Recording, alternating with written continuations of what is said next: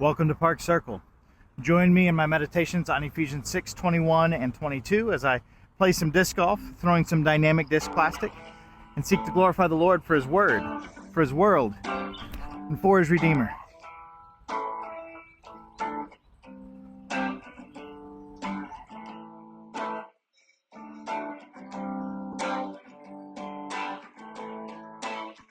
As we end Ephesians 6, Paul has taken us on an incredible journey, helping us see who we are in Christ and the impacts that will have on our lives.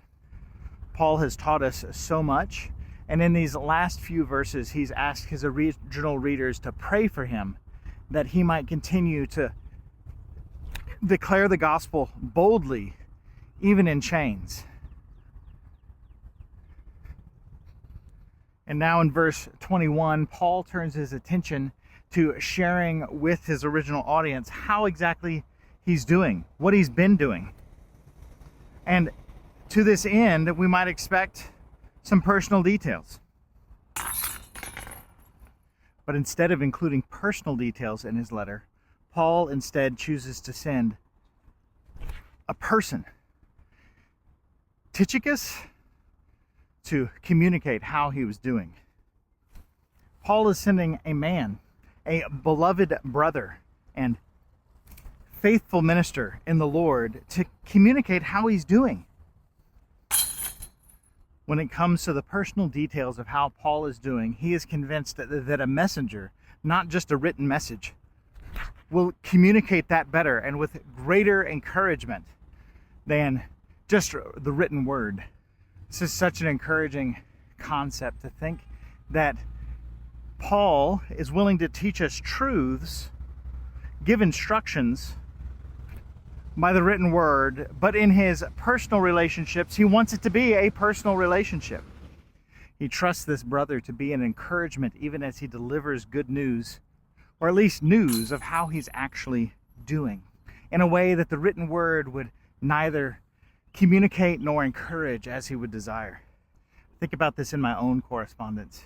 I think honestly, in our current moment, we are far more likely to want to provide instruction in a face-to-face form. After all, I am a teacher, and my students like watching videos where they can see my eyeballs more than reading the textbook.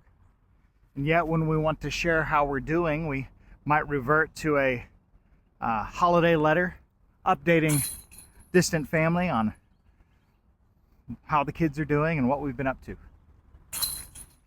Paul, on the other hand, does the opposite. He communicates theological truths by the written word. I think in part so that when we're confused, we can go back and check. But when he aims to share how he's doing and to be an encouragement to his hearers, he sends a person, someone who they can talk to and ask questions of and see the emotion in their face. And just to be clear, I'm not saying that we don't need to have truths proclaimed to us face to face in word by preachers and teachers and friends. Nor am I saying that we shouldn't write letters of personal encouragement to one another, sharing how we're doing on the record and in written form. But I think there is something to believing that encouragement will be received better and with greater impact when delivered face to face, eyeball to eyeball, heart to heart. For in truth, this is exactly how God has dealt with us. He has over and over again through His Word told us the truth about who we are.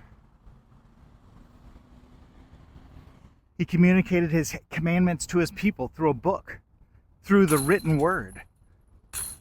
But when His aim was to encourage or to inform His people about the nature of their relationship, He sent messengers, human beings who acted as prophets, informing the people of the nature of their relationship, that they might be encouraged to turn toward God more wholly.